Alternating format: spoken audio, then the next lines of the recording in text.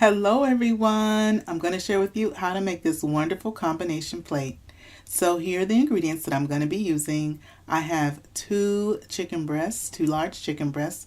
I have some corn tortillas, some tomato, avocado, some garlic, cilantro, onion powder, some limes. I also have some nice chopped up lettuce we're going to be using, some queso fresca, and also some sour cream.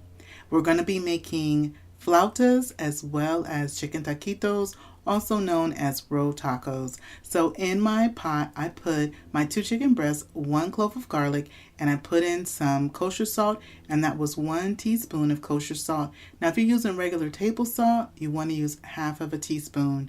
Now, while my chicken is cooking, I'm getting together the sour cream mixture that my family really loves anytime we're having like taquitos.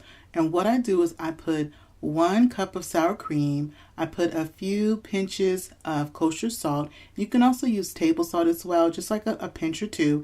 And then I put a squeeze of lime. This gives the sour cream a really nice zesty flavor, and it goes so well with the taquitos. And so we want to go ahead and taste it, and you want to season it to your taste.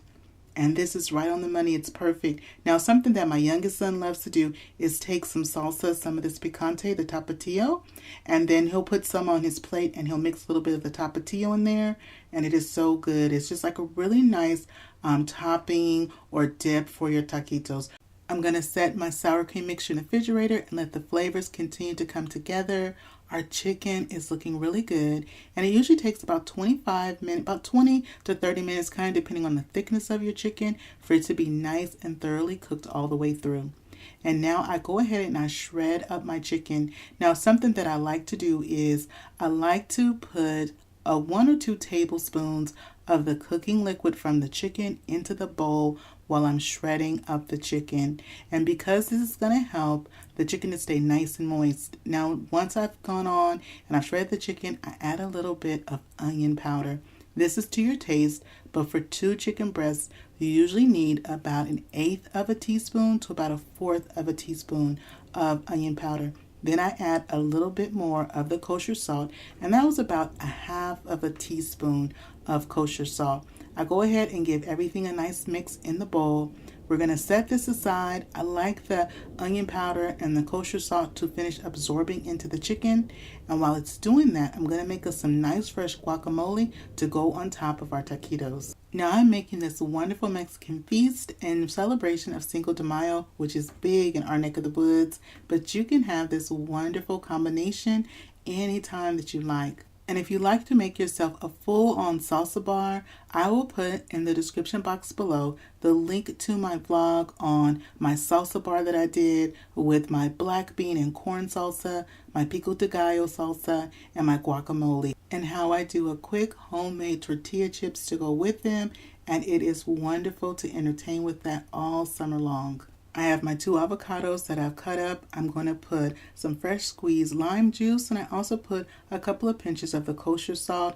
Now, my family likes the freshness of the avocado, the salt, and the fresh lime juice, but if you want to add tomatoes, cilantro, sometimes I'll add cilantro to mine, onion or jalapeno if you want a little spicy, you can definitely add those to your guacamole based on your liking. Now it's time to put together our taquitos. Now, this is a simple trick that I use to keep them together. I mix together 1 tablespoon of flour, 1 tablespoon of water until I make a nice little paste. You want it to have no streaks of flour, and it will be tacky and stick to the spoon just like that. This is going to help to keep our taquitos rolled and together when we are assembling them as well as when we fry them up. First, I want to soften up my tortillas, my corn tortillas, or whether you're using flour tortillas, you want to soften them up to make them more pliable when you're rolling them. So I put in my bag 14 corn tortillas. I'm going to put them in the microwave them on 30-second intervals until they are nice and soft, not overly done, just nice and soft. For the flour tortillas, you want to use either a skillet, a pan, or I'm using my comal, and I'm just heating them until they're soft, just until they become where they're not hard, they're not cold or rigid anymore. So first I'm going to start off by rolling my flautas. Flautas are typically made with flour tortillas. And it's important that you don't want to overstuff them. because then they'll have a hard time staying together and they're more difficult to roll if you have too much meat in them. So once I've rolled them, then I take a little bit of my flour water mixture, and you see what I'm doing? I just take my finger and I dab some and I put it right around the edge. And if you feel like it's not tight enough, you want to kind of really roll your flauta or your taquito tight, roll it and then press, and then put seam side down, and then I just press seam side down. I'm going to share with you again how I do that. So you put your meat on the lower third of your flour tortilla, you bring in the sides, and I use my thumb to bring up the bottom. I meet it to where the meat is, to where the meat ends, and then I just kind of keep folding and rolling. You see I have the sides folded in, and then I use my fingers to press in the inside to keep the inside nice and tight. I'm going to roll it, take a little bit more of my flour paste, put it right along that top part, that seam right there, roll it over. Then I just kind of press it with my fingers and pinch, and I put it down, and that's how I make my flautas. Now I'm going to be doing the same method or similar method with doing the corn tortillas for the taquitos. I take a little bit of the shredded chicken, not too much, just like a little bit, and then I put it more of that lower third. I roll nice and tight, nice and tight. We don't need to tuck in the sides because it's not going to really, you don't do that with the corn tortillas, just with the flour ones. I put a little bit more of my flour paste right there, not too much, but just enough to stick. And then I roll it and then I press just like that. You see how they're staying together? And so I'm going to do another one for you. I put the chicken, I'm going to put it again on that lower third. I'm going to use my fingers and roll it away from me nice and tight.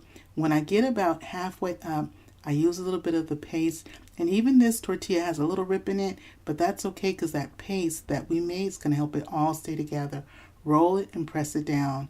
I'm going to finish rolling up the rest of my taquitos and I'll bring you back. Well, I am done rolling them up for now. I have 17 on my tray. I have my first one that's going to go into my skillet. That's number 18. I've got enough to make more, and so it'll give us those 24. And do you hear the sizzle? You want to make sure your oil is nice and hot. I'm using vegetable oil, and I have my flame set to a high heat, a medium to high heat. You want to cook them to a nice golden brown, but you want to be mindful not to burn them. And that's going to take about 2 minutes or so per side. And you see what I do? I use my tongues, and then I also use my fork to kind of anchor it a little bit. And then once I put them in, I make sure that I put them in seam side down. I give them a couple of minutes, and you want to be sure not to overcrowd your pan.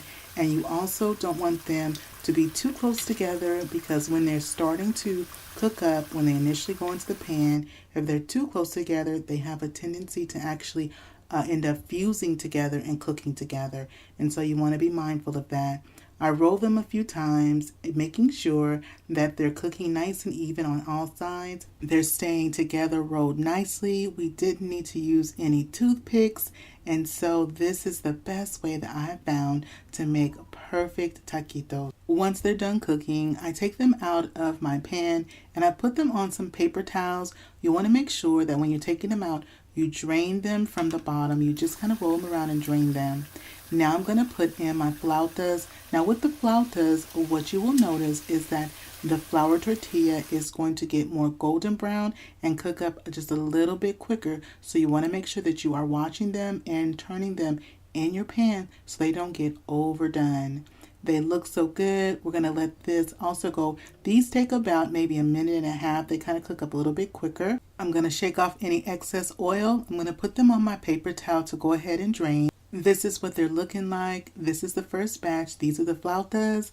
And these over here to the right, these are the taquitos. I'm going to go ahead and work on the next batch. I'm going to fix us up a plate. I have made some homemade Spanish rice and some refried beans. I will put a link to my vlog on how to make my Spanish rice and refried beans in the description box below.